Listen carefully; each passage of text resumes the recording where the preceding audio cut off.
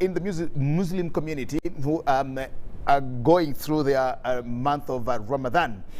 You need all our support, and of course we support you and wish you all the best. We'll make sure that we do anything. For the students who are sitting their senior 6 exams, who are also fasting at the same time, I think they need a lot of support from you, the teachers, the parents, and all the other stakeholders, and of course fellow students, to ensure that you do not just disorganize your friends who are also going through exams, and at the same time also doing their religious ritual of fasting during this holy month of Ramadan. Well, welcome to our Pan-African Friday. Of course, with us in studios is, as usual, Akola Mazima. You're very welcome. Pleasure is mine, joining you today on a Pan-African Friday. Well, thank you so much, Akola Mazima, and of course, together with Akola Mazima, I also have Mututa in studios. Mututa, you're also very welcome. Yeah, thank you. Good morning to Ugandans and those watching us. Okay, Asante. As yes, this is our usual team of the Pan-African Friday, but of course today we have a special guest in the studios joining us, Dr. Andrew Musime. He's the director for the East African Affairs at the MIACA, or the Ministry of East Africa, East African Community Affairs here in Kampala. You're very welcome, Dr. Musime. Thank you very much to all our viewers and to the hosts and the members here. Okay. Thank you very much. Well, thank you so much. Dr. Musime, we'll actually start with you. Welcome to our Pan-African Friday. And of course, we want to talk about issues of the region, the East African region. And of course, to inform the public and to inform the people about what is really happening. But just before we get into talking about the planned political federation, because we want to see and assess the progress of the political federation. We've discussed and talked about the ESC. We're thinking some people know what ESC is all about, but we're also thinking that some people do not know what the thing is all about. Now, as a director for the ESC affairs at the ministry, please, let's first run through briefly what ESC is, its structures, and maybe organs in a way. Then we'll get into the issues of the confederations. Again, Karibu. Yeah, sure. Thank you very much. The East African Community, which is commonly known as the ESC, is an intergovernmental organization that currently is composed of membership, but which membership we refer to as partner states. So the partner states that currently form the ESC are 6, including Uganda, Kenya, the United Republic of Tanzania, Rwanda, Burundi, and South Sudan. So the membership or the partner states forming this intergovernmental organization agree or bind their decisions together from the ESC treaty. So there is a treaty for the establishment of the East African Community, which came into force on 30th November 1999. And by that time, there were 3 partner states that revived the East African Community. We all know that the community was there before 1999. Before 1999. It had a lot of challenges and ended up collapsing around 1967, 68. All that time from there up to 1999, the community was not there. But the ESC, the original members, the 3, bilateral ties, kept some political connections. And the presidents of the 3 countries, of course, among others, His Excellency President Museveni, kept the dream of ensuring that as a community, as neighbors, as brothers and sisters, who are close but only divided by boundaries or colonial boundaries, or which we call borders, we keep that dream of staying and working together. So in 1999, the community was revived by Uganda, Kenya, and Tanzania. But because the community is a very attractive entity, as we shall see in our discussions, then around 2006, the Republic of Burundi and Rwanda expressed their willingness to join the community, and 2007 they were officially joined. So that brought the number to 5. In 2016, also the Republic of South Sudan joined. So it brought the membership to 6. Around the same time, the Republic of Somalia expressed their interest to join the community, but of course, joining the community, there are a number of steps you have to go to, and these processes are in the offing. 2019, 2020, the Democratic Republic of Congo also expressed the interest. This interest has already reached the summit, and again, it's in offing. If all goes well, we are seeing that the community is likely to expand. Okay. And this is not becoming it's not coming out by chance. It's coming out because of the potential benefits. Not only potential, but also the benefits which are already on the ground, which are being seen, that make the ESC one of the progressive economic, we call it REC, or the entity or the regional economic community that is very attractive compared to the other regional organizations. So that interest, that growth shows that there is an opportunity. So the community has a number of structures. In the treaty, they are referred to as the organs and institutions of the community. Now, the ESC community has three organs. The first organ is the council, or we have what we call the secretariat, but in this case it is governed under the Council of Ministers as the leading policy-making body. We have the parliament, which we refer to as IARA, the East African Legislative Assembly, and we have the court, which we refer to the East African Court of Justice. Now, these are the organs of the community. Which just mirror the traditional executive, judiciary, and legislature. And legislature. In every country. In every country. And again, we have institutions that have to implement the programs of the community, but these institutions, because of the spirit of ownership, because of the spirit of ensuring that there is equal distribution, these institutions are spread among the partner states.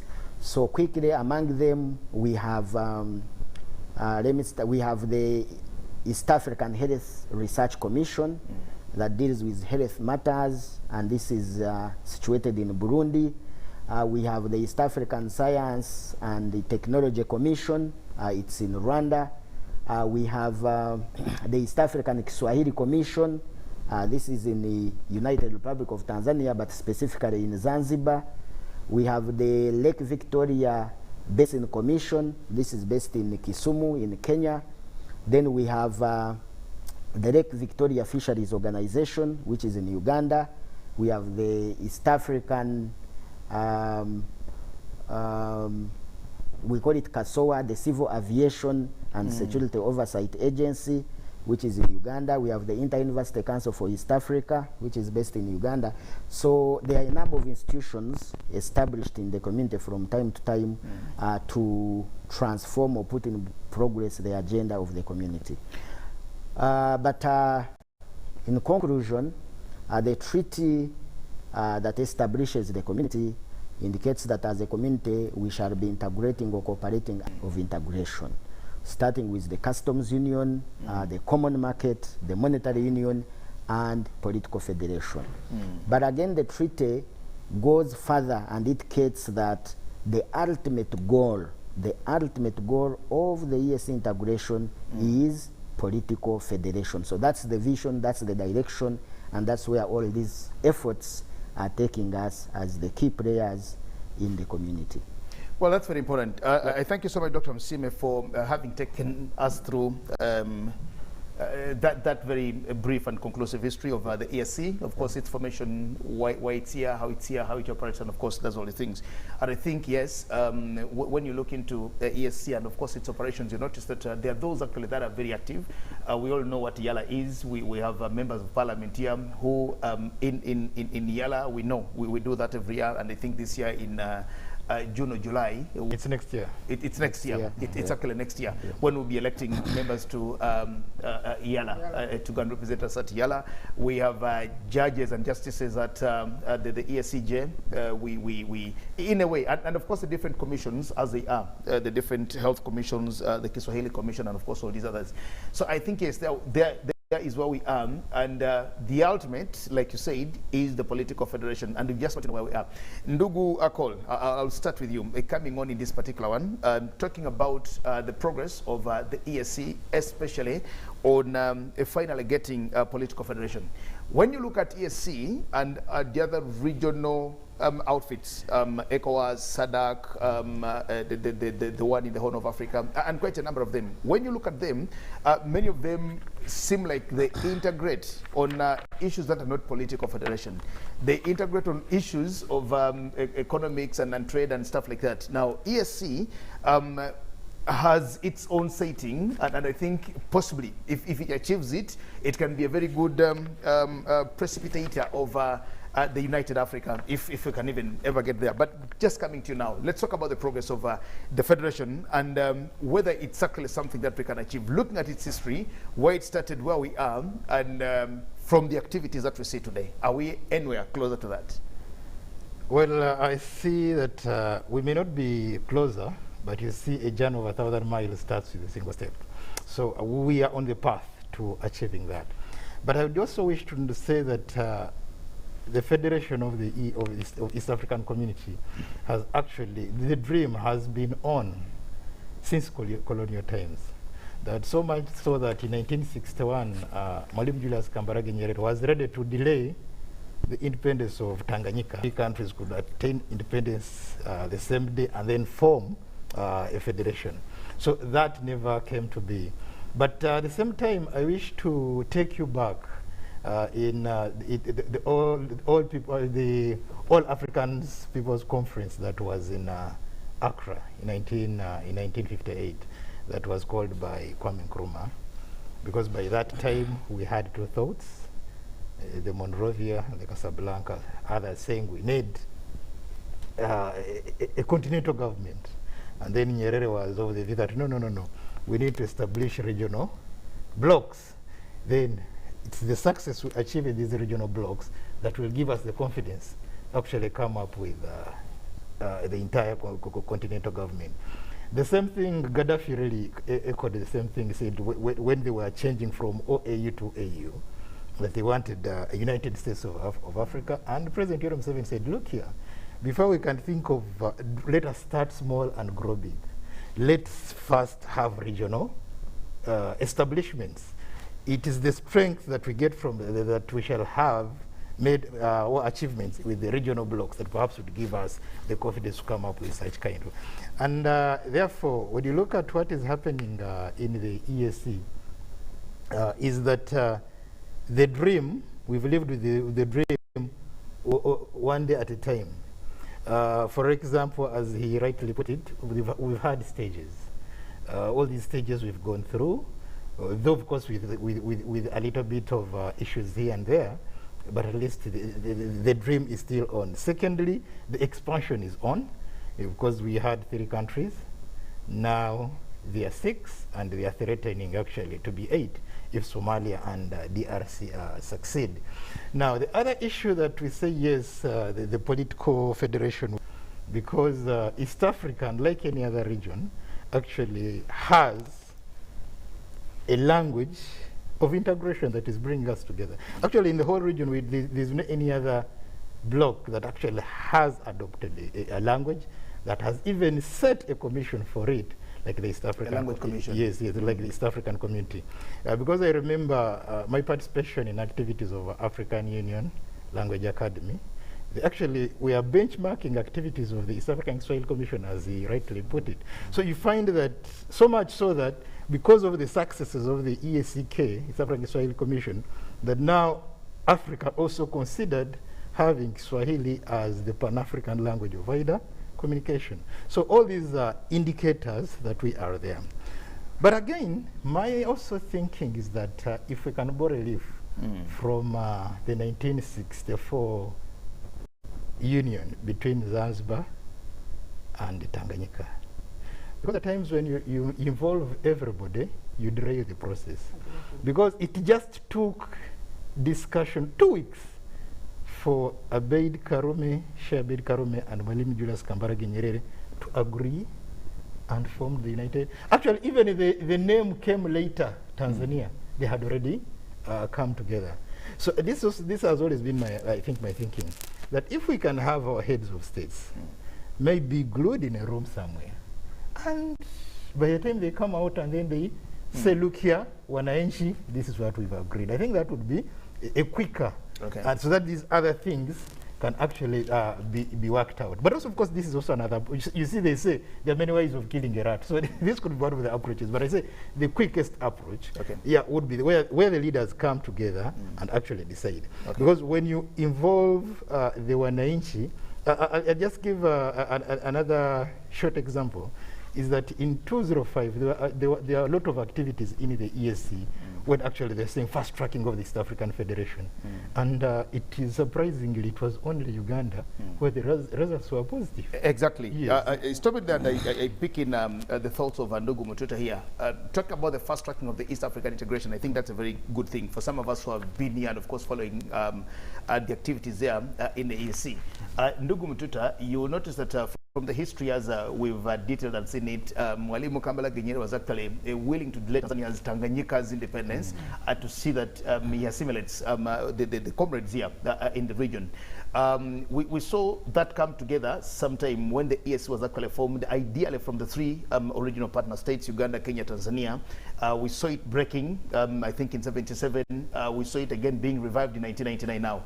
When you look at its revival, you had Yoweri Kaguta Museveni in there, you had the late Benjamin Mkapa, you also had now the late Arap Toretich and Daniel Arap Moi of Kenya, and of course, subsequently, of course, coming on, fast-tracking it.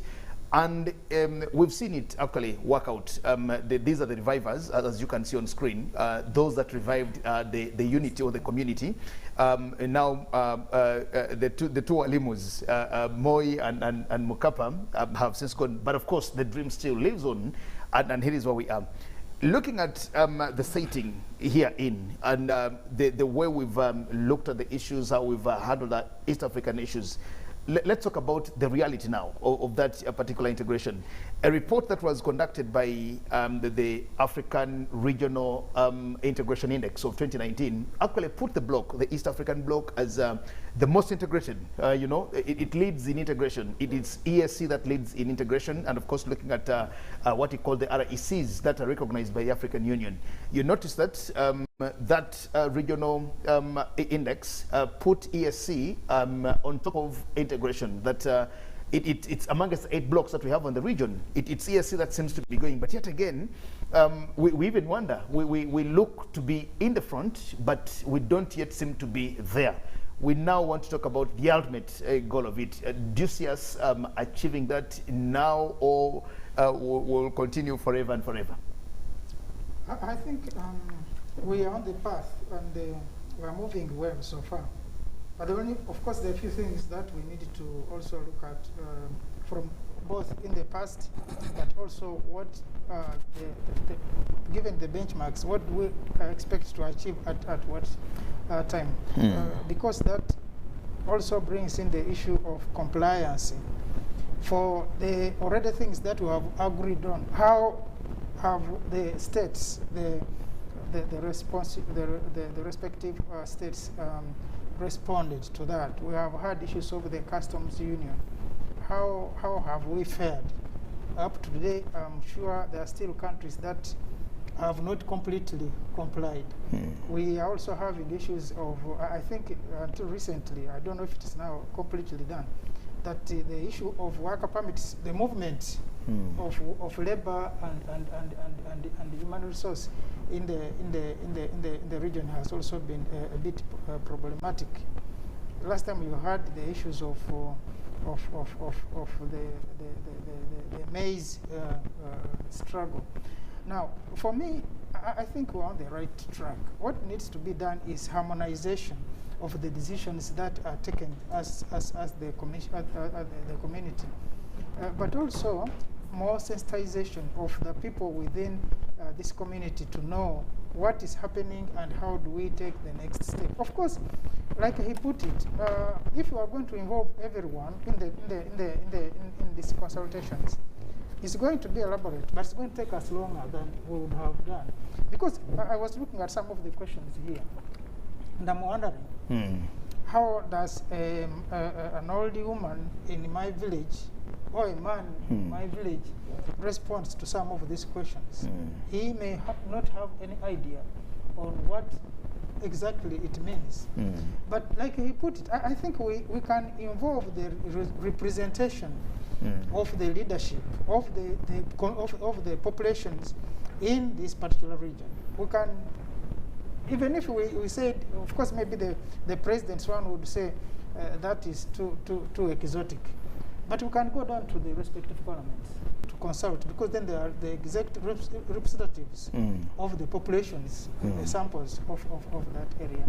But it's also good to consult people, so that as part of this consultation, it's also the drive for awareness that people for the region need to know, look, there's something which is going on, and we need to participate, and we are part of this. But the most important thing for me is to strengthen the regional institutions that we have put in place. Last time we were discussing here that this issue of bad maize wouldn't be an issue if we had a monitoring mechanism.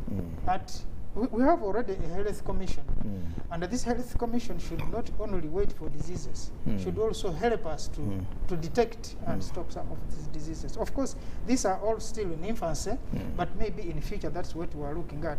That most of the dynamics of compliance are looked at by the respective mechanisms and institutions that were put in place. If it's the issue of the language, how do we ensure that Uganda is moving at the same speed as Tanzania and Kenya in taking on the Kiswahili language?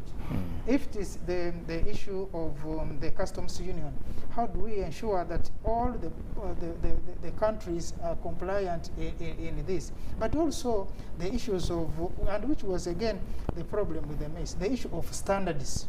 How do we ensure that the National Bureau of Standards of Uganda, of the respective countries, has an apex, that we don't have to do this in Uganda, then try it in Kenya, because this, as of now, what is happening, you have milk which is being taken in Uganda, when it goes to Kenya, it is found to have a problem, and many other things. So I think as we move in the political direction, it is also good to strengthen the institutional network and framework, so that we are moving as a whole body, not growing the legs, but the head is still small, or the hands, but the heads.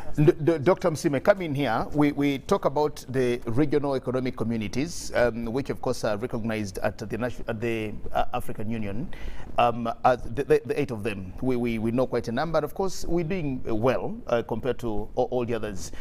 We have a dream which ultimately will culminate in a political federation. And we don't hear much of this discussion from the other communities. And I think let's try to see if it's even achievable. And of course, it's progress, yes. We're now talking about drafting a constitution for the ESC political confederation. And I think this is one of the things that we actually are trying to do to see how it gets us there. The African Union recognizes 8 RECs, and our community REC is one of the best actually. It's leading, it is taking an upper hand in there. We are looking at the ultimate dream, which is a political federation. Let's just think if we went ahead and then maybe had a successful political federation in the area, what would first of all that mean to the rest of the continent? What would it be? Wouldn't we look odd amongst all the others? Wouldn't we look very unique, very ulterior compared to what the rest of the region has? Doctor? Thank you very much. I think the attainment of a political federation would be more of a motivation to the other RECs than a challenge. Based on the fact that my colleague here, Cor, had talked about the area consultations, where they had asked the citizens of this community about what they feel about the federation. During those consultations, 2 questions were being asked. One was, do you want to federate as East Africa? And in all the partner states, over 80% to 90% of the participants in that process indicated that they want East Africa to federate. The second question was whether we should fast track the federation process. Actually, in all the partner states, the percentages were over 80 that people wanted to fast track, except Republic of Tanzania, at that time, yes, which it had around 24%. So when the summit or the heads of state received this report, then they said, okay, citizens have concerns and fears about this process. So they undertook another study in the community to assess the fears and concerns that citizens had in fast tracking the federation. And when this report again came in, then the summit came to the conclusion that let's federate, but let's transit our federation through a confederation. This emerged from the views of the people that we can confederate first and eventually run into federation. But back to your question, if it came to pass, as it is likely to be, because the foundations, the requirements for all these processes really have been laid. If it comes to pass that we have a fully-fledged federation, this federation or this entity is likely to motivate the rest of the RECs in Africa to follow suit. Because, as we have said, the steps we have taken in the 3 pillars of integration are slightly higher than the rest of the RECs. Most of these RECs benchmark. Actually, at one time, the EU benchmarked their model on the ESC. So we have the right policies, we have the right protocols in place, but as my colleague has said here, it is more in terms of harmonization on the ground, it is more in terms of commitment on the individual partner states to put in place what we have agreed. It is more what we have done in terms of policy, what we have received in terms of the direction of summit, which is the ultimate decision-making body of the community. The presidents have given the best direction, the ministers in the council. Now the rest goes back into our respective partner states. Are we doing what we agreed to do together? If we can be able to do even 80 or 30 or 50 or 70% of what we have agreed on ground, I'm very sure we shall be getting there faster. Don't you think you have a problem here, Dr. Msime, just before I get to a call, that one, like you said, he's looking at this draft document here. Well, it's a public document, and he's trying to look at it and cascading it down to the wananchi. We've always had a problem and argued it out, that the discussion of the ESC is a boardroom affair. It's something that sits at Miaka, it's something that sits at Yala, it's something that sits at, cabinet, those levels where you understand some of these things that the wananchi do not know. And we're just looking at its effort and, of course, the progress here. For example, he talked about the maize affair. 2-3 days ago, we had the minister visiting here, the Kenyan Minister, Cabinet Secretary for Trade, Honorable Betty Maina. She was here meeting and, of course, discussing these issues with our own minister, the counterpart here, Honorable Anne Chambade.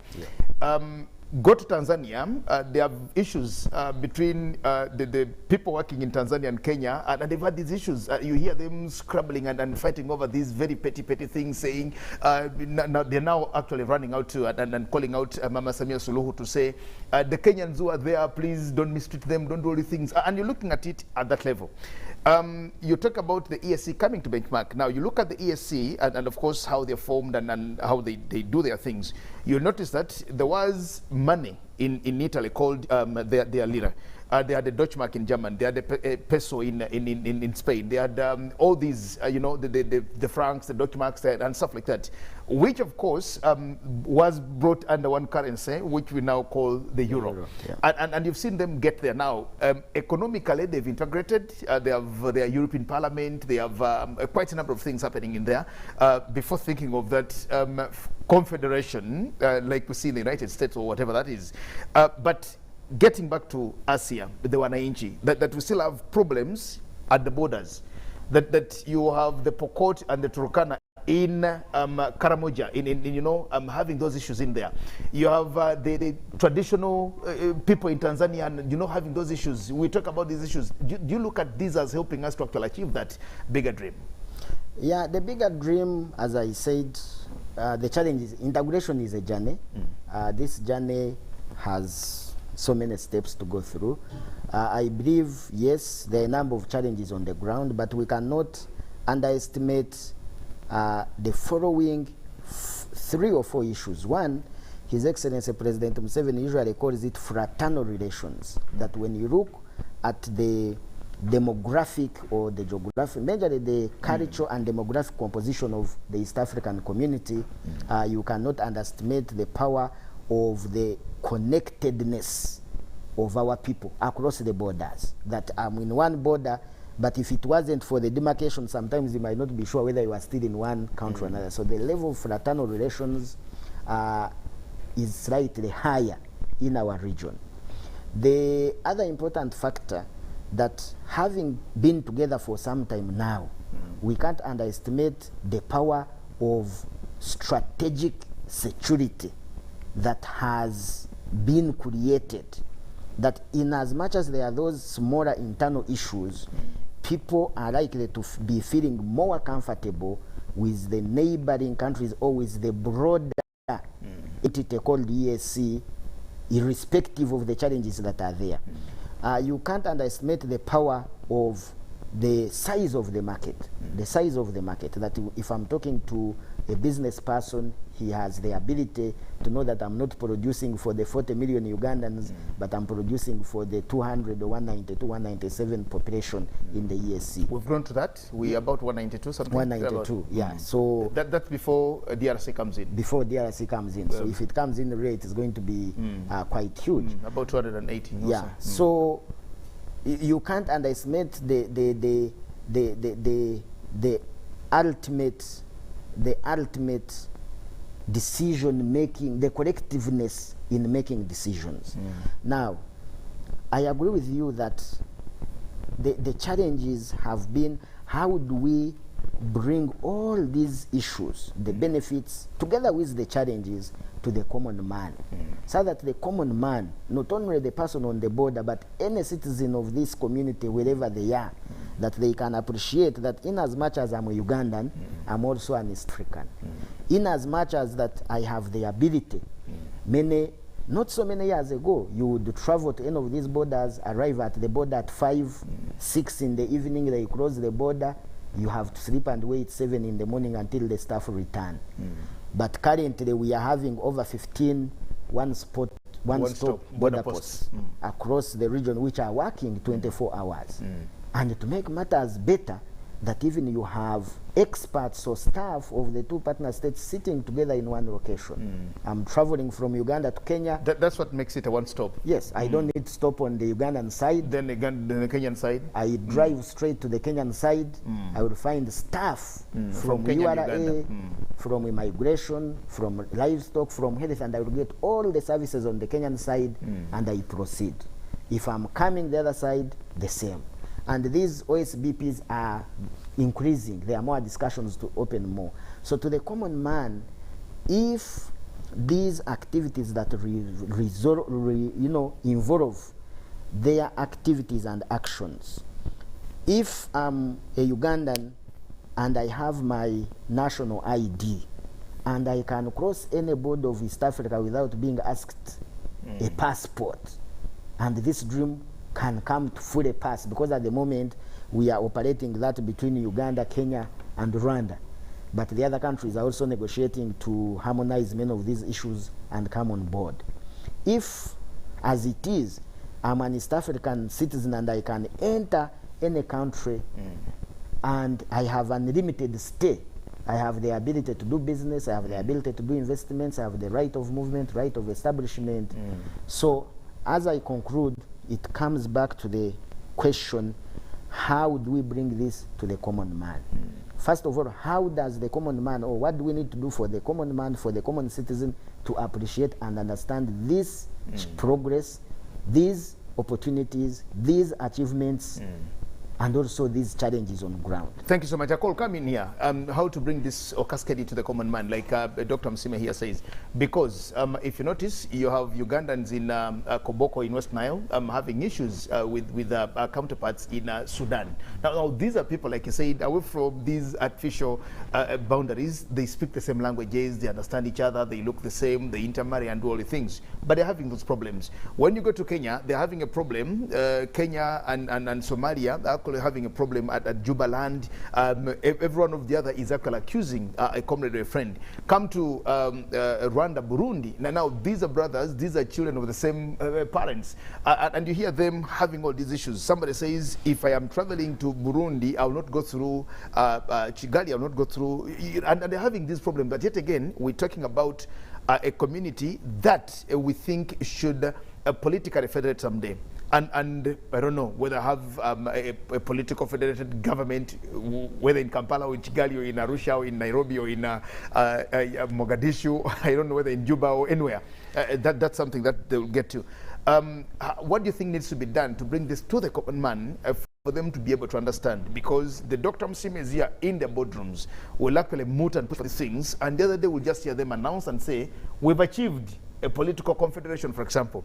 Now, what does that mean to the people of the region? We are talking about drafting a constitution, and the issue is how many East Africans, we talk about 190 plus million East Africans, how many of those actually know that there is even a constitution in the making, in the offing, that will bring us together? What should we do? I must say that the East African community today, unlike the other one that collapsed in the 70s. You know, the other one that collapsed in the 70s was more of a canopy, that the arrangement seemed to be at that top level. But when you look at this particular community, is that it has expanded, got structures, that we have members of, it has actually a full-time legislative assembly. Unlike any other regional body, they actually have a full-time legislature. But that said, all the 6 member states in the ESC actually have a local government system. They have a local, and even they have the East African Community Local Government Association, YALGA, whose headquarters are in Arusha. So I also think that through the various local governments, because the community can be brought down to equal. That, for example, if you have at district level, at sub-county level here in Uganda, in Tanzania, it is at district level. In Kenya, it is at their county, which is more of a regional, their sub-regional level. In South Sudan, they are more of states. So those local government councils, the district councils, the county assemblies, the state councils, that is for the case of South Sudan, and also the district councils in Tanzania, can bring this thing down to the people, and they can really discuss it for the purposes of bringing it down. Because my issue why I feel that local governments play a key role here, it's because of the language. It's because of the language. Until recently, French was not an official language.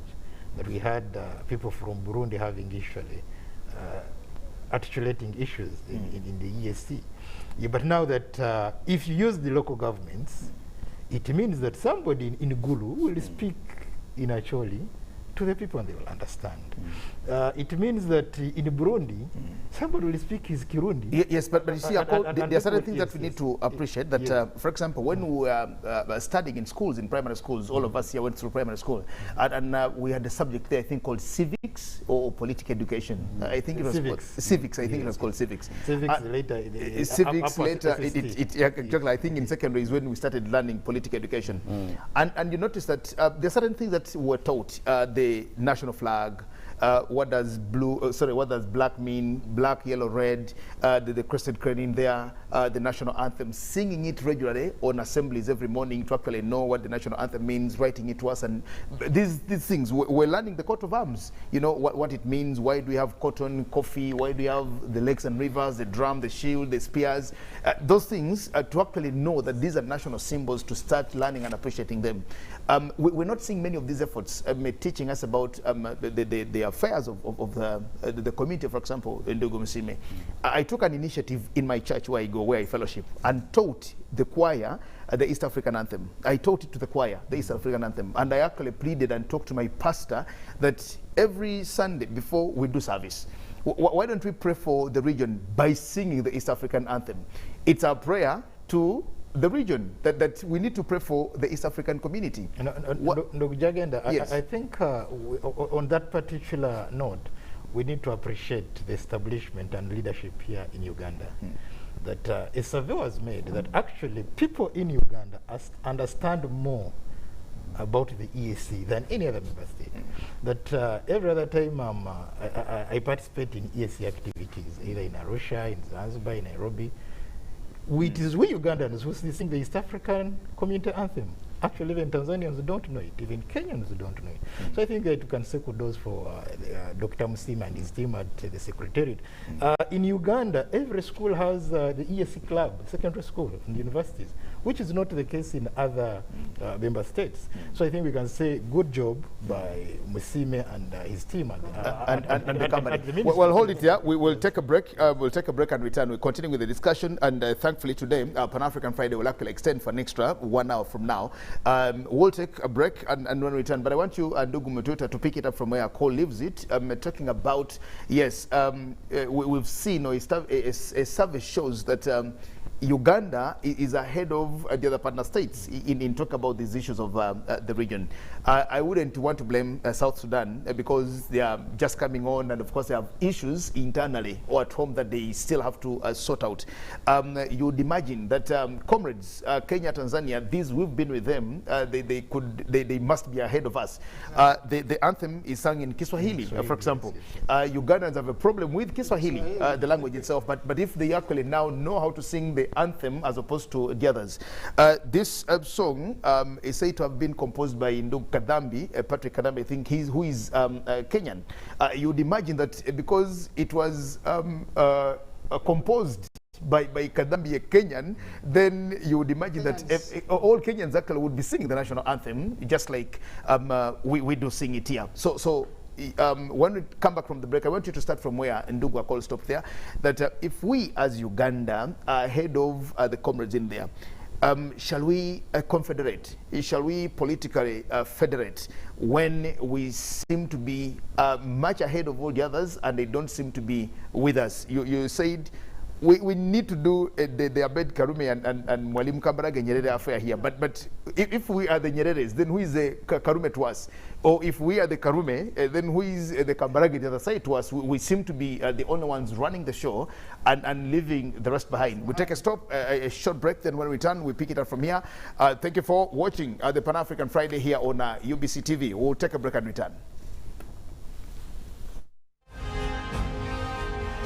Live from UBC Studios in Kampala, this is Good Morning Uganda Extra.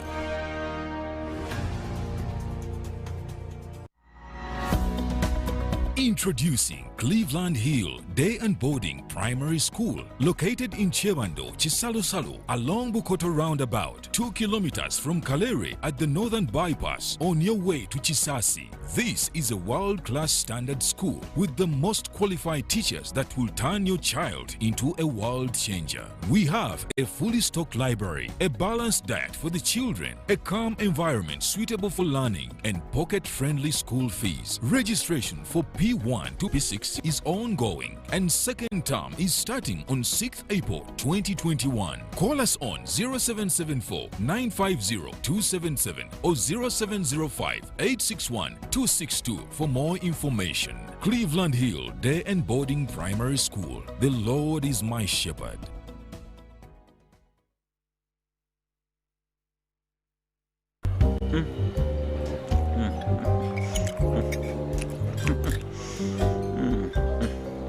Wait.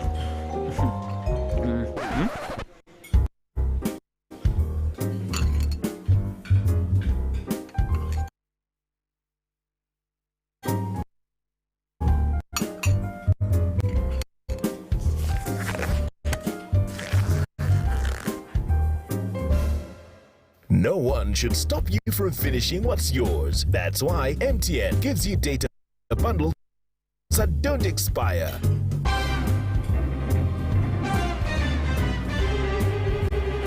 Load MTN Freedom Bundles using My MTN app and enjoy the freedom to finish your data bundles. MTN.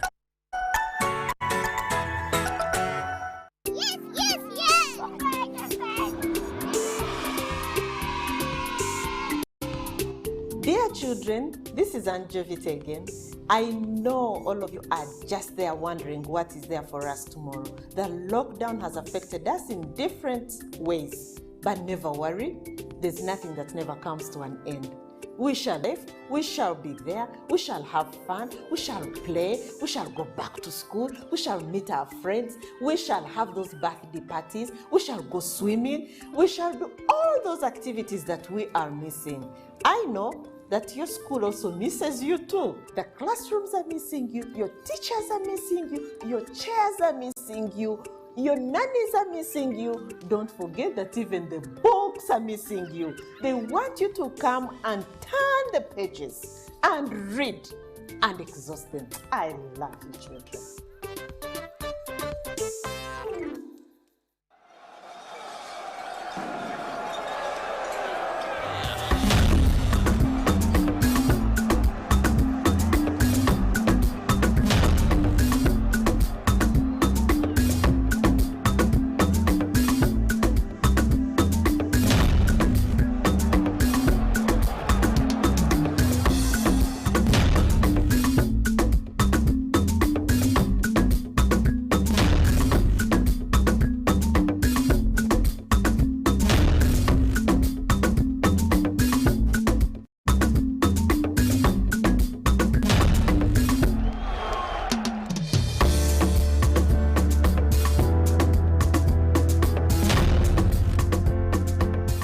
That's their way of stopping HIV. What about you?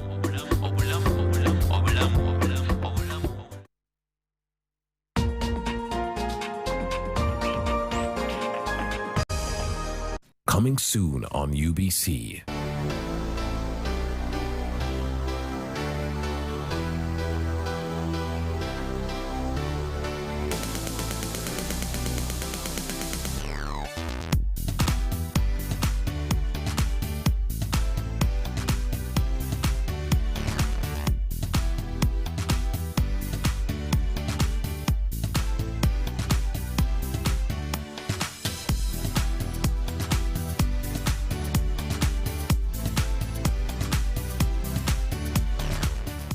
Food is more than just a great meal. It's even better when it's prepared with art.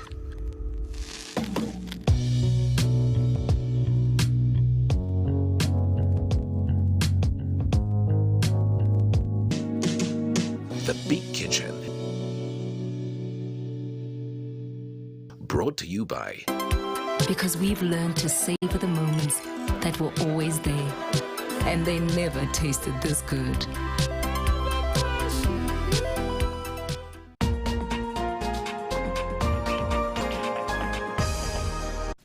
marriage has 100% chances of succeeding. You know why? Because God created marriage, and God never creates failure, and God never designs anything to fail. Every marriage has 100% chances of succeeding. Is your marriage struggling and you're wondering whether it will ever succeed, whether you will ever make it, whether it's even worth holding on to? You got to tune into Unlocking Marital Bliss, because right here we provide the keys to unlock the bliss in your marriage, and you will be able to succeed. We've had testimonies, and lives are changing day by day. Marriage must be a discipline. It must not be handled like a casual thing. As women, when we have the outward expression, even our form of respect is tied to the outward things that you do. Some women now have working class. They don't know how to handle their husbands because the marriage has become like question and answer marriage. Do you have any tea? Don't you have hands to prepare it? Why have you come back late? Did I take your blanket? It's question and answer marriage. Not any other place, but every Sunday, 3 p.m., right here at UBC. With the one and only Cyrus Rod, not any other. Unlocking Marital Bliss. 2020 was the year the tourism sector got disconnected. But this year, we reconnect. To leads, growth, to industry experts, to wider markets, to untapped potential. Be part of the first ever virtual Pearl of Africa Tourism Expo and engage with industry experts from around the world. Find out how you can grow your leads, put your tourism business back on the map, and a whole lot more. Sign up for free at www.poate.co.ug/register and reconnect with your world. The Pearl of Africa Tourism Expo runs from the 27th to the 29th of April 2021 and is proudly brought to you by Uganda Tourism Board. Has anyone seen Bob? Over here! How did you get in there? With my Airtel Money MasterCard. But you don't even have a bank account. Well, it's not a card. It's virtual, so no plastic. And it's safer. But what are you doing there? I want to buy Nancy a birthday gift, book my flight tickets, renew my Big Click subscription, and order a shipment. The Airtel Money MasterCard. It's not a card, but works just like one. Get one on the Airtel Money menu on your phone. Introducing Cleveland Hill Day and Boarding Primary School, located in Chebando, Chisalu-Salu, along Bukoto Roundabout, 2 kilometers from Kalere at the Northern Bypass on your way to Chisasi. This is a world-class standard school with the most qualified teachers that will turn your child into a world changer. We have a fully stocked library, a balanced diet for the children, a calm environment suitable for learning, and pocket-friendly school fees. Registration for P1 to P6 is ongoing, and second term is starting on 6th April 2021. Call us on 0774 950 277 or 0705 861 262 for more information. Cleveland Hill Day and Boarding Primary School. The Lord is my shepherd. Live from UBC Studios in Kampala. This is Good Morning Uganda Extra.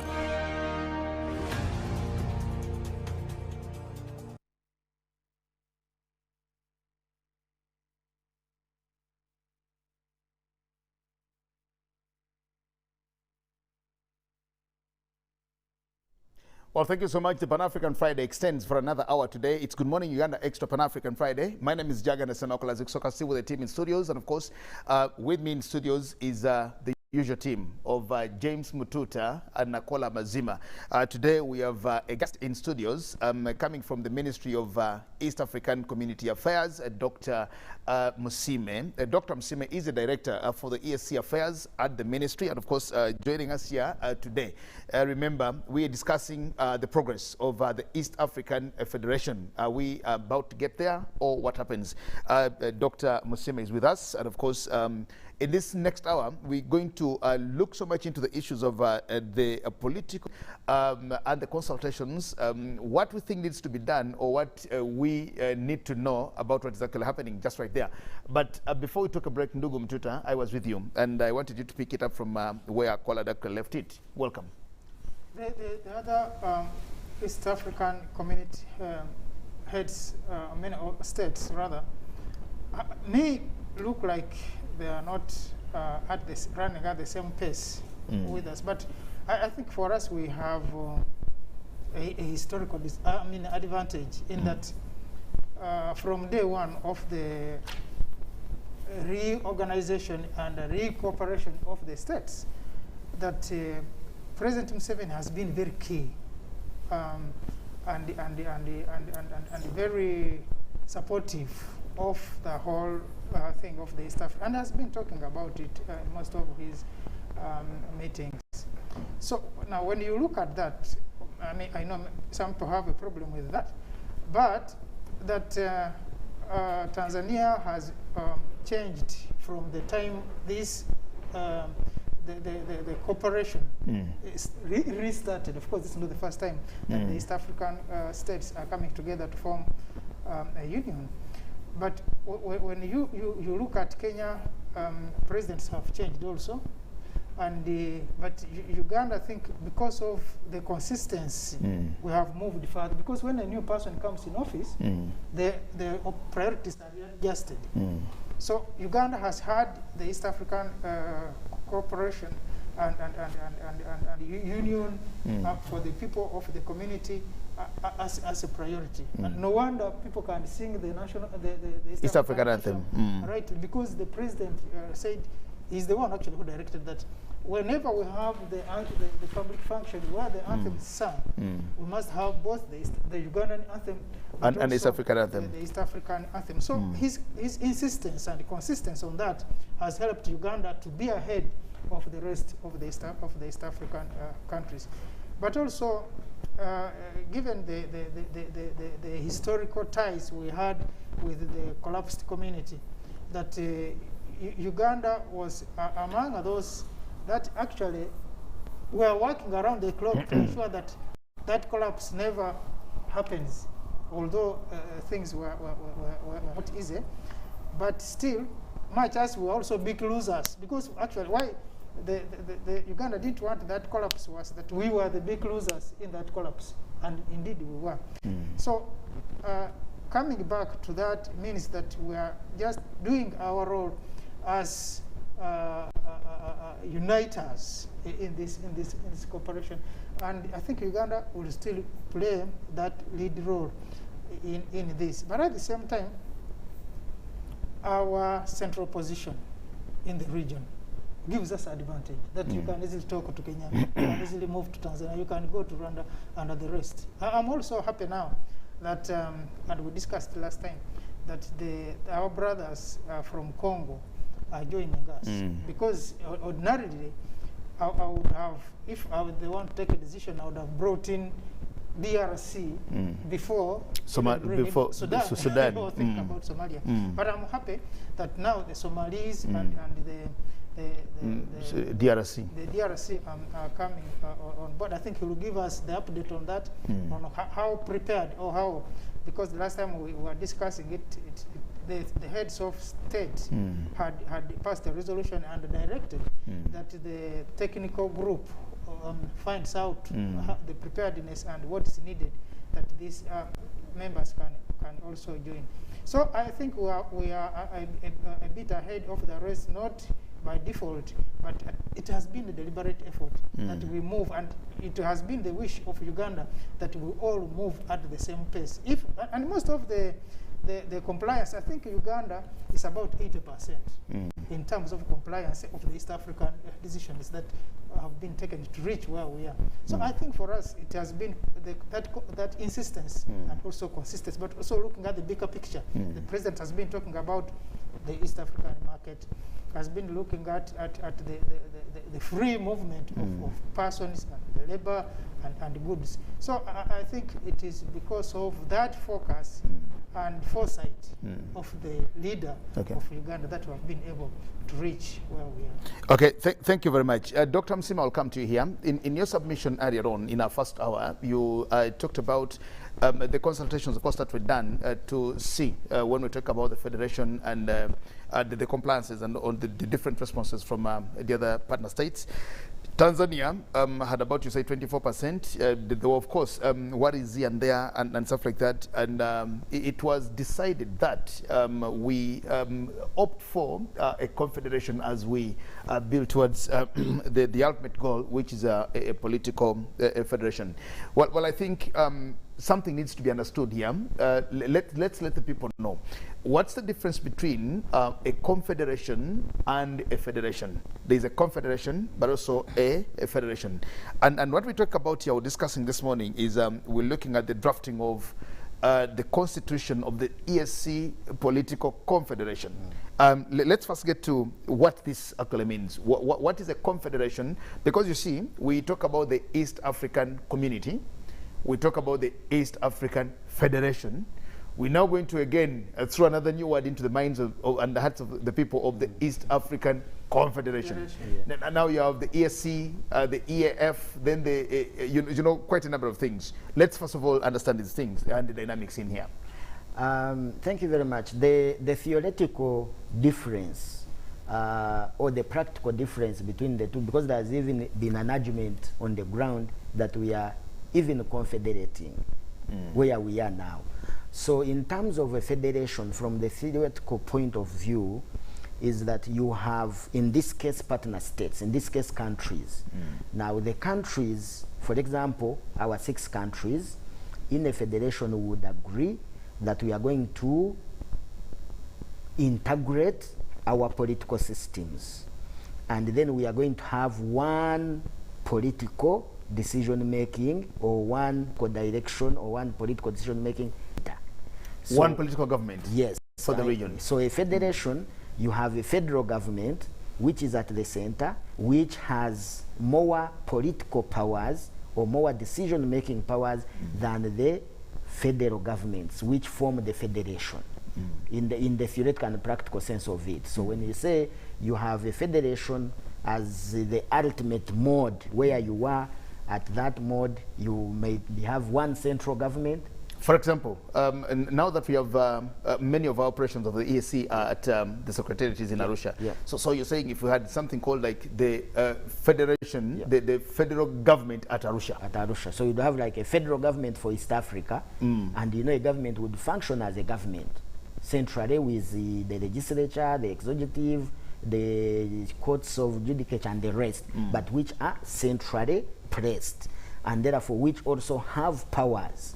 And if these have the powers, therefore they would mean that either the powers at the lower level are dissolved or minimized, or the lower levels have to ordinarily take the decisions made from above. Now, on the contrary, that's for the political federation. That's a federation. Now, on the contrary, that would have one political government with one head of state. Is one head, of course, one head of state or one decision maker. But of course, you discuss in terms of how the model would work. Because somebody would now say, now what happens to my president in Uganda? What happens to my president in Kenya? What happens to my president in you know, South Sudan? Now you are talking the fears and concerns. Exactly. Now those were the fears and concerns that the people of East Africa expressed. And that's when the presidents discussed this report and the ministers, then they came to the conclusion that we go for a confederation as a transitional model. Now, in the opposite, or the confederation, you agree from the theoretical point of view that you must have parties, or in this case, partner states, who are agreeing to cooperate in political terms. Now, in East Africa, that's a tick. Now, these parties, once they agree, there must be a confederal authority of some sort. But the confederal authority, the contracting parties, in this case the partner states, will remain with sovereignty. Okay? But they will sit down and agree which are the areas, they negotiate which are the areas that we can cede to the center. Okay. So you remain with your partner states, you remain with your governments, you remain with your presidents, you create a superior body or a higher body in terms of the region, which you call a confederal authority, but you agree amongst yourself that this confederal authority will have powers over the following issues. Okay? Like in the current setting, we have the summit. We have the summit. The summit is where we have the heads of state who chairpersons on a rotational basis. Yes. And how about that? Don't they decide certain things at summit level? They do, but the summit, ordinarily according to the treaty, meets once a year. Okay. And to have the ordinary summit, and they can also meet once to have an extraordinary summit on the request of a summit member. Therefore, in terms of the functions or functionability, it will be very difficult to say that you have a body that meets once a month and it is taking the decisions to run a confederation. So in this case, once you have a confederation and you have a confederal authority, it is going to be functioning on a day-to-day basis to run the affairs of the community. Now, this day-to-day functioning must have structures. Now, these structures, you must determine or discuss the powers and the responsibilities of these structures vis-a-vis the powers and responsibilities that remain with you, the contracting parties or the partner states. So, in terms of a confederation, it is slightly, you are federating, but you are not in a fully fledged federation where you cede all the powers to the center. So you cede limited powers, but then the biggest question now would be, which are those powers? How are you going to operate? And now that brings in the need of drafting a document which is different from the treaty, in this case which you can call a constitution, and this constitution would now determine in terms of all the powers and responsibilities of the confederal authority vis-a-vis creating a fine balance or without creating friction between the sovereignty that has remained with the partner states. A call coming here. We're talking about the confederation, the political confederation, and Dr. Musima has actually done us justice by exemplifying what the things are and bring it to a better light on how it is. Let me pick your thoughts on the political confederation. Well, I think the political confederation is just going to fine-tune what is happening.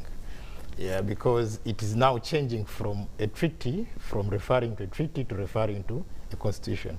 And the arrangement may not be different, so may not differ so much, as he said, because other countries are saying, but we're already confederating. Then secondly, in a confederation, membership is voluntary, unlike a federation. Well, actually, it is really, it is a must. Now, the other, when you look at the East African Treaty, when you come to when they talked of the political federation was hinged on 3 pillars. One being foreign and then security. Yeah, the second is good governance, and the third is implementation of the earlier stages. So that is in the event that we are going to achieve the political federation. That those are the 3 pillars that will inform the formation of the federation. But now, when you look at the confederation, I think it is the right way to go for the community, because when you look at the United States of America, actually they started as a confederation in 1781. In 1781, they started as a confederation. Then in 1788, they became a federation, which are now the United States of America. Now, countries that have gone straight for a federation, especially in Africa, have actually collapsed. I'll give an example of the federation of Eritrea and Ethiopia. It failed because they were not so careful. They went in for a federation. Eventually, war broke out and they split. Another kind of arrangement that had a federation right from the start without really putting safeguards to see how it is going to work. The federation between Somaliland and Somalia. And you see, actually, you have the whole Somalia being insecure, but you have a Somaliland in Somalia that is actually operating normally, that is very safe and everything, and everything is okay. So this is, I think, the right approach, that before you can federate, let us first see how this, this confederation works. But my concern is that by the time actually the constitution is being drafted, we should have realized actually about 80% of the monetary union. Because when you look at the monetary union, I think it is something, the protocol that was signed in 2013, because they gave it a time frame of 10 years to have, but now we just, I think we have around 2 years to go, and most of the things really are nowhere to be seen, because it talks about central government of Central EAC. bank. Yes, central bank, I mean central bank of EAC. It actually also talks of compatibility of the currencies. Now, Dr. Msime will also agree with me that even in Arusha, you may fail to exchange Ugandan currency there. The seat of East African community. When you go to places like Bujumbura and you pull out your Ugandan shilling, somebody will look at you as if you're drawing some kind of piece of paper. So I really see that by the time really we come to this, let us see the monetary union working, because we have 2 years to the end of the time actually they put that within 10 years we should have achieved. So before we can dream of having a currency, one currency as EAC, but let us see the issue of the compatibility of the currencies working. Let us see that, yes, if I'm having my Ugandan shillings, in Burundi I don't need to convert the money. Or in any case, let us use a particular currency. For example, you can say Kenya is the strongest economy in the region. Why don't you say, well, instead of using the dollar, we use the Kenyan currency as well. Yes, we can also use that. So those are some of the things. Then the other issue that also the Confederation, I think, here also has to address, because when you're talking about, of course, there must be ceding, as he said, ceding certain responsibilities to the center. And my thinking is that for any federation or confederation, the starting point, I think, should be on the foreign policy as a country, or how we deal with the outside world, outside East Africa. Because you go to countries, you find that Uganda has an embassy there, Rwanda has an embassy there, Tanzania has an embassy there, when actually those embassies are doing badly, are in a sorry state. Suppose maybe we can start from this, look, I think in terms of foreign policy, let's have a common foreign policy, let's have maybe common embassies in particular countries, that you can just have, say, okay, instead of having consulates, we just have one embassy as East Africa, so that a Kenyan can go there, Tanzanian can go there. So those are some of the areas that really our heads of states can actually think about and see how they can bring them to. Then finally, I also, it is, you know, every association, every community rises and falls on leadership. The confederation, the federation between Ethiopia and Eritrea, it was because of Haile Selassie's mishandling of the situation that actually the 1961 war broke out of independence of Eritrea. The same thing with Somaliland and Somalia, how this Siad Barre handled the situation. So you see in Tanzania, their union has been successful is because everybody who ascends to power comes having that consciousness of keeping the what? The union, what they call kudumisha muungano. It's just like Trinidad and Tobago, that whoever comes into power. So now the question is, the political class, what is their say on this? Because it's one thing to have M7 today, tomorrow you'll have M2 and call say, maybe this I don't really. So the political consciousness, are we also having the same dream? Are we driving in the same direction? I think that also needs to be addressed. Okay, Ndugu Mtuta, on the federation, on the confederation, a bit of it. Two things. The first one, and I put it rightly, is that we in any given situation of interaction, there is always mutuality, but also the benefits. If you are my friend, what do I benefit in that friendship? In a marriage, in a business, there must be marupurupu returns so that people can benefit from that relationship. Part of the problem now, a number of years have gone since the East African Confederation was suggested, but still the issues of awareness, issues of because I think the East African people we have not moved that fast. Uganda has tried, that people know that we have this unity or organization or association that we are calling the East African Federation. But also, I also have issues with the way the free entry and free exit. Because if you are in an association where you are going to enter freely, eat our food, then you disappear, there's going to be a problem. We need to have some, so that entry becomes a bit hard, because we know once you come in, you are going to have these benefits. And that, because you have been in this marriage with these benefits, you don't just wake up one morning and you say, I'm not going away. There must be some responsibilities to tie us together, that coming in will be as hard, but going out will also be equally hard. So for me, that's what I would prefer, because so that we don't, learning from history, that we don't lose, any member state doesn't lose that the same experience the loss we incurred during the first breakdown. Having a first divorce is bad enough, but the second one could be disastrous.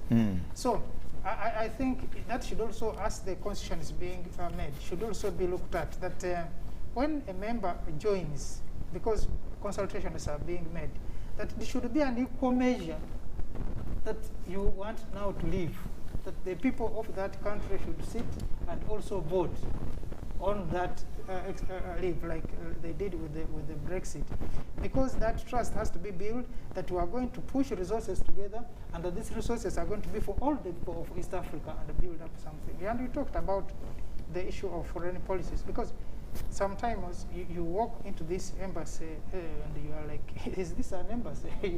you fear if you are not going to be going to be hit by a falling wood or something like that. But the most important thing, gentlemen, I think it is very crucial that we have this confederation. Because countries, even those we thought are stronger, and even those that are stronger, actually are trying to confederate so that they pool resources to be able to manage issues. Like now, this issue of diseases, issues of poverty. Last time we were discussing here that if we had the CDC, our CDC in Africa, the African Union CDC working very well, we would not be having this issue of theories about the vaccine. About the vaccine, exactly. Yes, we have a commission, the health commission, one of those. It sits at Burundi. Yes, in Bujumbura. So if this commission is facilitated, it would be the one telling Ugandans, or the people of East Africa rather, that the vaccines we have checked and everything is okay, you can go ahead and let's use them. And because then we shall trust our own, more than someone sitting somewhere in New York and telling us, you know, the drugs are okay, or someone sitting in LS1 telling us the drugs, the vaccines are a problem. So these are some of the things that as Africans, we need to build our own capacity. And we can only be able to build that capacity if we come together, use our resources, use our numbers, but also the leadership that we trust. Okay. Well, that's indeed very important. Let's come to you, Dr. Musime. The consultations, because this is actually on, we see some drafting of a constitution. We want to see what are you benchmarking, who are you looking at, the consultations that we're doing. And, you know, when you talk about issues of a constitution, they invoke so many and so much meant from different persons. You'll notice that when you come into the region, for example, one of the things that my very good president and friend, he was my friend, Dr. John Pombe Joseph Magufuli of Tanzania, died without handling was implementing the Professor Professor Warioba's constitutional recommendations, you know, they had those issues. 2010, Kenya adopted one, which they tried out in 2013. They did it again in 2017. They are throwing it out again. They are now using the BBI to again see what to do with their constitution. Uganda is also here with us. In 2018, we appointed a commission to review and to look into that. We yet do not know how far they've reached. Dr. Kindu Makuya, Babutajira, and others. We were looking at them. In 2018, we actually put up a commission to also help us do that. When you go to Rwanda, when you go to Burundi, there are all these issues, especially of the constitutions, and we want to see. When we talk about a political confederation constitution in the making, what are we benchmarking? What are we benchmarking? We're looking to, and how are the consultations being done? Which is the team of these legal brains that are actually helping us to write a constitution that we think will be amiable to all of us in the region? Thank you very much. The decision to draft the constitution was a decision that was taken at the highest level of the community in the summit. And then the summit directed the Council of Ministers to take some actions. Now, amongst these actions was the nomination of experts. Now, each of the 6 partner states was requested to nominate 2 constitutional experts and 1 draftsperson. Now, in the case of Uganda, His Excellency the President nominated 2 constitutional experts, 1 retired Chief Justice Benjamin Odochi and Professor Rutanga at Professor Rutanga. Yes, from political science, and one of the commissioners from the Ministry of Justice as the draftsperson. Equally, all the 6 partner states did the same. Now, when these experts met, they agreed as experts that we need leadership in the way we are going to do our business. Now, in their own wisdom, the experts chose retired Chief Justice Benjamin Odochi as their chairperson. And they also chose Senator Wako from Kenya as the deputy. And then he chose Ramadan from Tanzania as their rapporteur, or in ES we call them rapporteur, but the secretary. So the point I'm trying to make here is that there is a regionally selected team of experts. Now, to make matters of procedure, when these experts were nominated, they had to go to council for approval, and once the council approved, then the council had to inform summit of who the membership was, and then summit had to give the final nod. Now, as part of the process, all the constitutional drafting process is being done by these experts. Now, what we do as Ministries of East African Community Affairs and the Secretariat in Arusha is to facilitate these experts to be able to undertake the process. The experts they presented a roadmap to council. This roadmap was approved by council and funded by council, and therefore the experts are following this roadmap in undertaking their work. So some of the key highlights of the roadmap was that these experts were to undertake some desk research. In the desk research, they were to benchmark a number of federations or confederations in the region or in the world and try to come up with the theoretical pillars or underpinnings upon which they can organize their work, which step they have done. Again, these experts provide progress reports to summit. Every 6 months they provide the progress reports to council, which eventually end into summit. Now, the experts, as part of the process, they are going to do stakeholder consultations. Now, at the start, my colleague here mentioned that, okay, I looked at the questions. How feasible that a local person, a wananchi, will be able to interpret these and respond to these and be able to provide views that can be constructive enough to generate a draft constitution that can be usable. So the experts in their wisdom said that for us, we shall undertake consultations within the partner states. Now, it is within the powers of the partner states to organize whoever they feel that is responsive enough or able enough to provide the responses. Now, they started the consultations in the Republic of Burundi, but then the problem of COVID came, and then the process stopped. Now, they have reorganized after the 21st summit that was held in Feb this year. They gave a progress report, and the summit directed the council that they should progress with the report and expedite this report. So after the summit, they have decided to proceed to resume the consultations.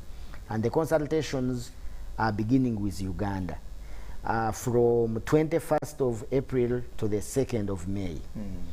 Now, 21st of April, this same month. This same month.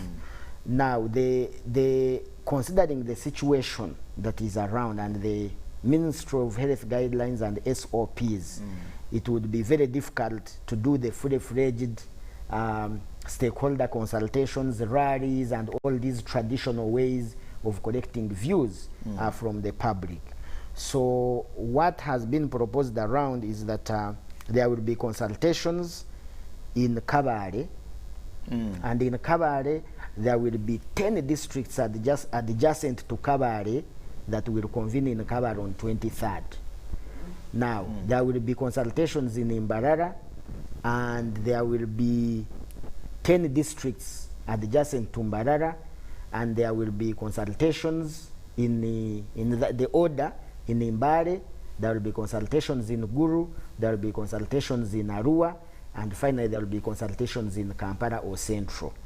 Now, what the ministry has done is that they have informed the respective authorities of these districts through the chief administrative officers to be able to bring a sizable number of people who are representative of the stakeholders, district leadership, the youth, the women, people with disabilities, then the opinion leaders. Then they will converge in those locations. Now, this whole process is not in the hands of Ministry of ES, it's not in the hands of Uganda, it is in the hands of the constitutional experts. Now, once the stakeholders reach, the constitutional experts will take some time to educate the participants about the Confederation and the East African process. That will be part one of the engagement. Then part two of the engagement, they will now ask them their views in terms of what they would wish to be included in the constitution of the Confederation that will, govern the community in the next level of integration. Then they will gather the views, then they will go back, draft a report, finish all the 6 countries. Now, once they finish the 6 countries, they will now make a draft, which we call a draft constitution.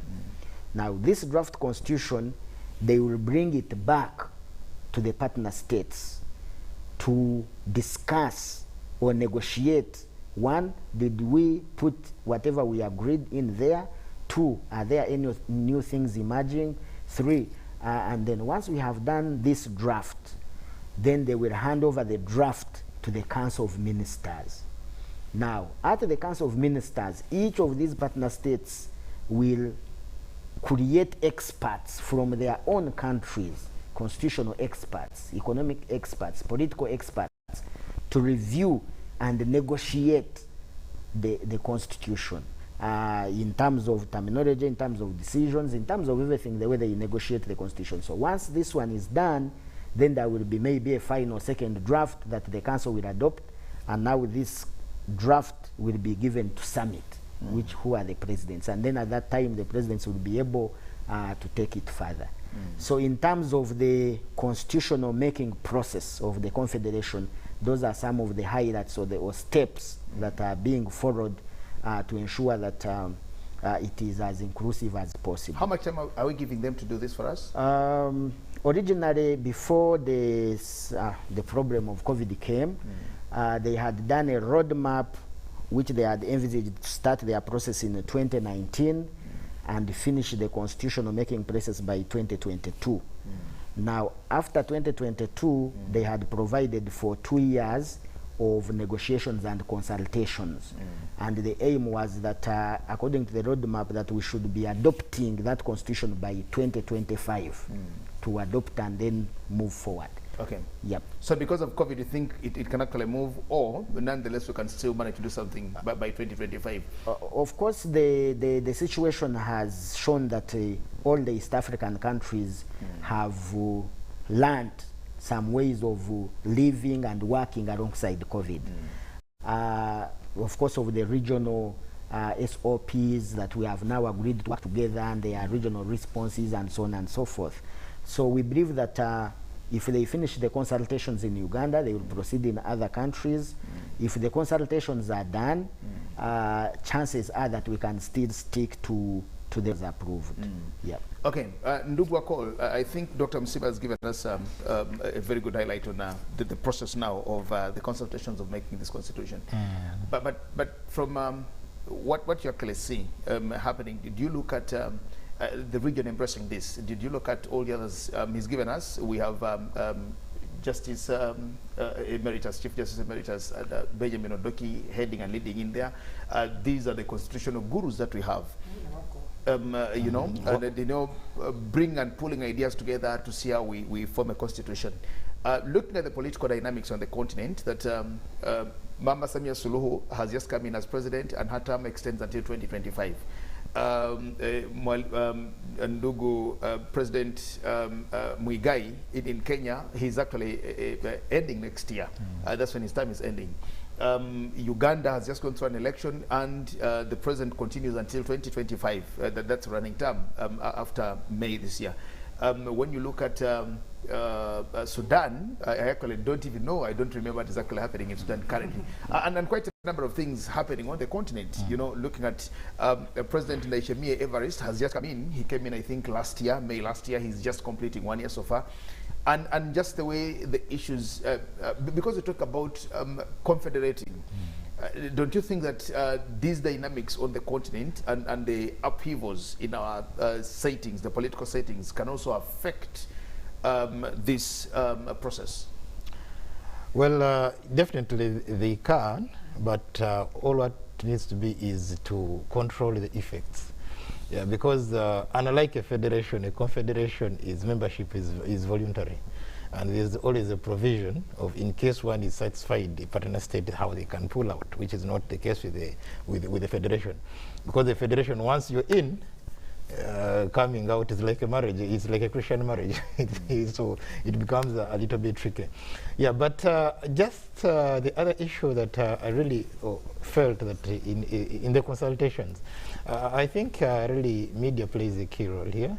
That I would wish that perhaps they would really factor that in, how the media, especially in the region, is basically going to play this. Because the media is known for setting the agenda. It can help set the agenda. It can help really, especially now that we're working amidst COVID. It can also do that. But also my other issue is that DR Congo is at the verge of joining. And I don't know whether, because something needs to be adjusted here very quickly, so that these countries, in case now Congo joined midway, what happens? Congo is on the verge of joining the EAC. Remember that President Tshisekedi, Felix Tshisekedi, was voted in 2018, and they are actually moving the parliament. They are discussing in parliament that they want the term to start when cabinet takes oath of office. Now that means if they pass that in cabinet, rather in parliament, then and cabinet takes oath, then it means Tshisekedi's term of office restarts. Yet if they go, yes, exactly. It just restarts now. You just stop, boot, you know, you reboot actually and start all over again. Yet again, we knew that from 2018 he would carry on until 2023. Now that's the time when we will actually be again discussing the trial period, the 2-year trial period of the Confederation Constitution and quite a number of things. That kind of vision, I think, brings in a very important the most important thing is that it will not have any effect, because the rules in the community is that, one, when you join as a member, whatever protocols are in place, you automatically take them up. That's the principle. But again, we need also to appreciate the fact that becoming a member in the EAC is a process. And yes, this process must start by you willing to enter. We, the members, don't ask the other partner states to join us. No, the treaty is very clear. You show interest on the membership that first of all, one of the criteria, you must be sharing borders with one of the, at least one of the existing members. That's proximity. Proximity. Two, you must express willingness to join by applying, which DRC did. It applied through the chair of summit. The application was discussed in council. The application has been tabled to summit, and the summit has agreed. Now, the next step, the Secretary General of the community will constitute a team. Who do we have now after Mfumkeko? We have I'm forgetting his name. Who took over from Kenya is a Mfumkeko.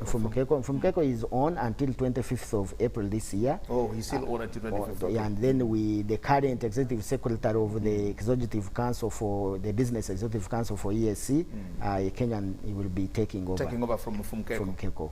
So I'm forgetting the name of the gentleman. I've also forgotten the name. I think Dr. something. Yes. So let me conclude this. Then you come. So the question will be. Now, the Secretary General will constitute a team of experts. Now, this team of experts, we call them a verification mission. So they have to go to DRC and verify whether DRC meets the conditions for joining the community. Then they will make a report, which will go to council. And once the council agrees that DRC joins, then they will take the report to summit. Then the summit will say endorses. And at that time, so you don't know the time span. So those processes don't have any negative impact on the processes we are doing, no. Because whenever they join, at that stage, wherever you are, they take the assets and the abilities at that point in time and proceed with the rest. Okay. Yeah. You wanted to say something, Ndugu Mututa, before Doctor had completed his. We are talking of the rewinding of the DRC. That the president's term needs now to be restarted. But also there is another rewinding in the Somalia. And these are both members, our members, who with intentions of joining the community. But of course, as we take them on, we also take, the liabilities also. We're already, I think, having part of the problems, and I don't know how the consultations are going to be held there in the Sudan. Even in the Sudan also. South Sudan. South Sudan, the verification, because of the wars.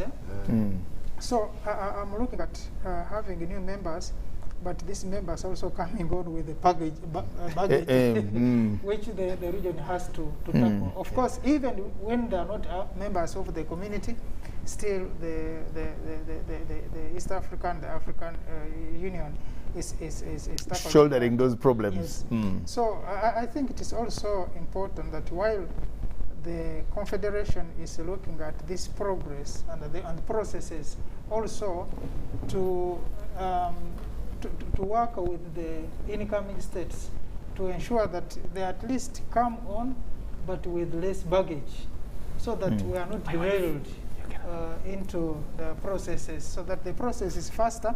But also, the motivation is that once they join the community, maybe some of those local problems will be tackled, because now we will be one community, and our interests will be fused, but also our operation is much as the states will retain their powers as states, but also I think we need to look at issues of resolving the conflict in the African spirit.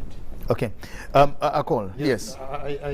Actually, he brings in a very interesting issue. The interesting issue is that the ESC currently has actually been having issues with South Sudan. Today, it is Dr. Msime coming for South Sudan, At the next meeting, it's a different person. So there's always been that lack of continuity in activities of ESC, just because of having a disorganized system. Now you're also having DRC, which is also not any different from South Sudan. You're also having Somalia, which is not any different. So I really see these people really coming to derail the whole process. Yeah, but that said, definitely, even when you look at the unification of Germany, the countries that came together were not at the same level.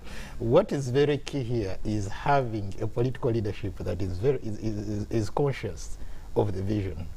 And we must say that, of course, from the people who came up with the reintegration of East Africa, at least we still have President Yoweri Museveni around who's bearing the vision. But also we don't know how much he has actually he has trained, how much he has actually oriented other leaders in the region to think the same way. Because it is one thing for him to have that particular vision, and maybe others are totally doing different things. Because the concerns of Tanzania are always still there. Their issues first was the union, which of course they are now trying to mend, but are they fully into the ESC? Then the other issue that if in the event that DRC Congo and Somalia joins, it therefore means that the capital of the Confederation has to change from Arusha, because we need a central position. Maybe you can think of Nakasongola, Gulu, or Kampala, because then you see those are the issues that now also need to be to come up. Because now if DRC joins Somalia, definitely Arusha is as being the most central part of the. Then also the other issue is that if still the Confederation is to work, it has to be hosted in a country that is seen to be pro.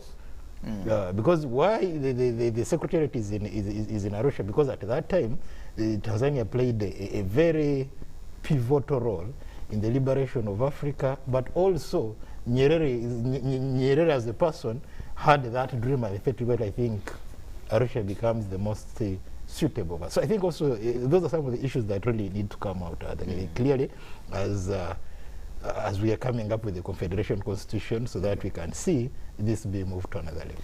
Ndugu Dr. Musime, the public consultations, how are you picking ideas from the public for people who want to publicly contribute to the making of the Constitution? Because I think this is what we've charged the likes of Justice Odoch to qualify from us. Even when they are heading the process, they also need to tap into the wisdom of all the others in the region, because we have very vibrant constitutional lawyers in the country here, in Kenya, in Tanzania, Professor Arioba and all the others, Professor P.L. Olumumba, and quite a number of those. How are they doing, and how are they doing the public consultations to ensure that they actually get the ideas that mirror the region, and not something that we can think was a boardroom affair that is being imposed on the rest of the East Africans?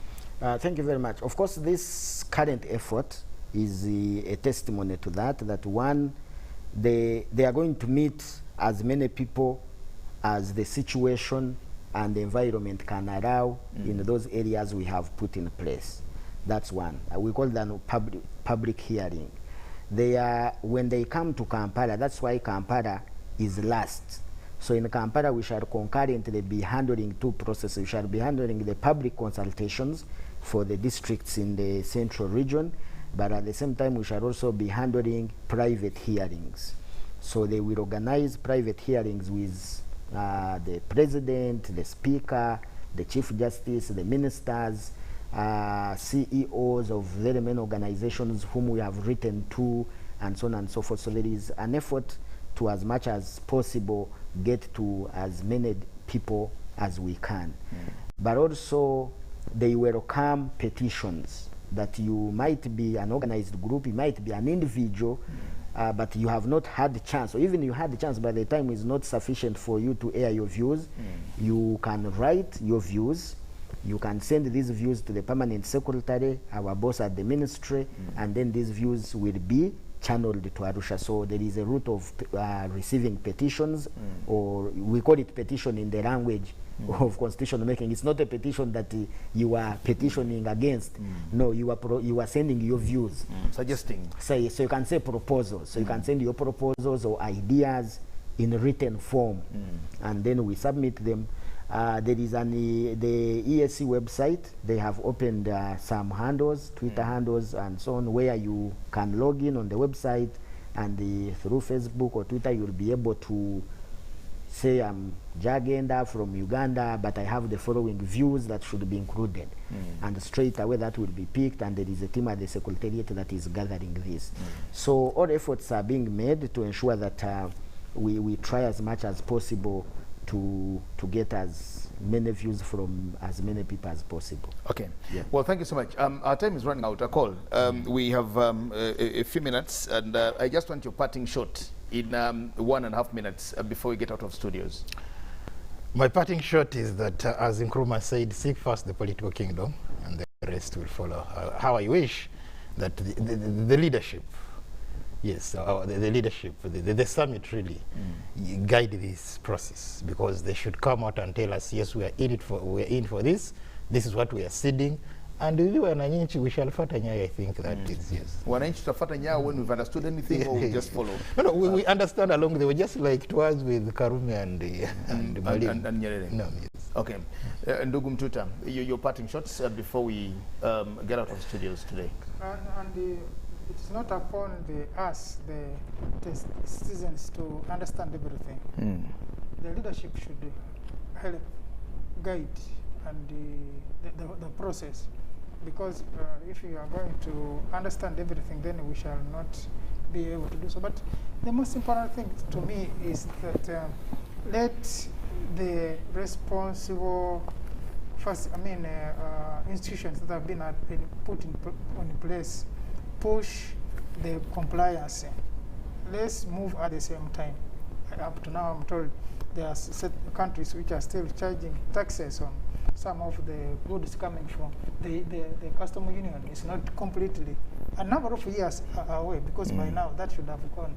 He was talking about the monetary union. By now should have gone. So I think there's also, I don't know whether it is deliberate or it was the fear of losing whatever we have.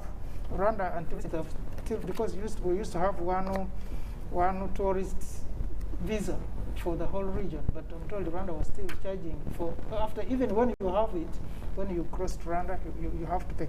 So while the process of consultation is going on with the rest of the community, let also, I think we need also another process to go on in terms of monitoring the compliance, so that which country, where we have problems, they should be articulated through the normal channels and be addressed, so that we're able to move faster. Okay, Dr. Msime, finally from you. Time is running out. Yeah, thank you very much. My colleague Akol raises one important issue, leadership and commitment. And I will end with that. The summit appointed His Excellency President Museveni, Kaguta of Uganda, to be the one to give the political guidance to the experts. So that is a commitment on summit, that they felt that we as summit, we must handle this thing. And they didn't want it to meander left and right, and they delegated a colleague. These experts are in your hands, guide them. These experts have met the president twice. They will meet him along the process, they will discuss with him. So in terms of the commitment of the leadership of the ESC on this process, we are assured. We know it's going to move. To the rest of the citizens, especially those that have received invitations to be part of this process, kindly be available and give as much views as possible to the process. And to the leadership at the ministry, our permanent secretary, Madam Edith Mwanje, our ministers, the Minister of State, Mr.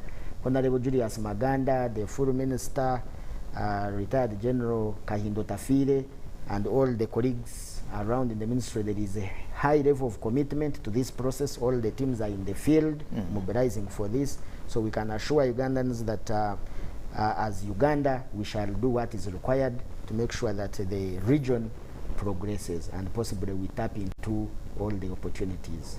Okay. Thank you very much. Well, thank you so much, Dr. Msime from the Minister of East African Affairs and the Director for East African Affairs from the Ministry. Thank you so much for having allowed to join us. Of course, thank you so much, James Mututa and Ndugu Akola Mazima for all being here today to get the issues of the progress of the ESC Federation. And of course, we can not say much beyond this. We just wish to thank you for so much, and of course, thanking the administration and management for having given us an extra hour to endeavor to get much into the issues of the ESC this morning on our Pan-African Friday. My name is Jaganda Samakola Ziksoka, just wishing you all the best and wishing you a very blessed weekend. We'll return next week on Friday still with our Pan-African Friday, but of course, normally we'll be here on Good Morning Uganda and Good Morning Uganda Extra Monday to Friday. Stay blessed for God and my country as we continue inspiring Uganda. Good morning. Live from UBC Studios in Kampala, this is Good Morning Uganda.